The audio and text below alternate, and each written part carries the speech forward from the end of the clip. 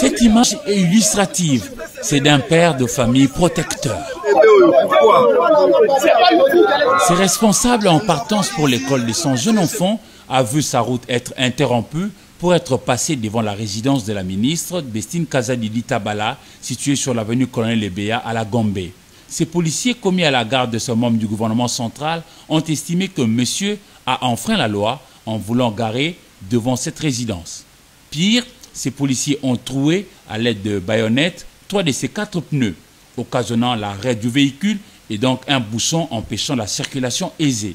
Témoin de l'événement, la population est montée au créneau pour dénoncer l'excès du pouvoir de ces policiers extraordinaires.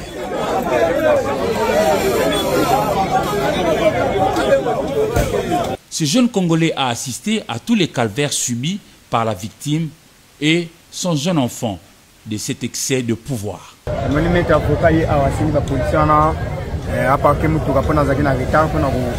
Ces maîtres avocats a sollicité auprès des policiers pour garer et vite aller déposer son fils à Fatima.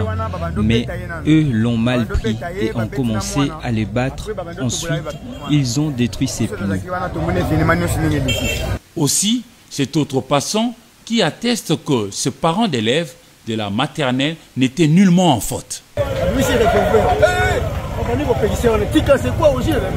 Il évitait les bouchons. L'un des policiers l'a giflé et l'autre a sorti son arme pour menacer alors qu'il n'était pas en tort.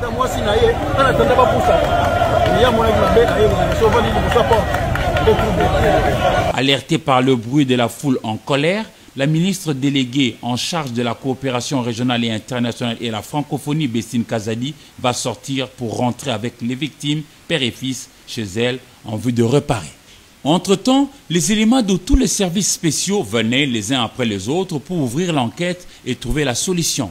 Ce récit n'est qu'un cas parmi 36 des abus de policiers commis à la garde des autorités RD congolaises.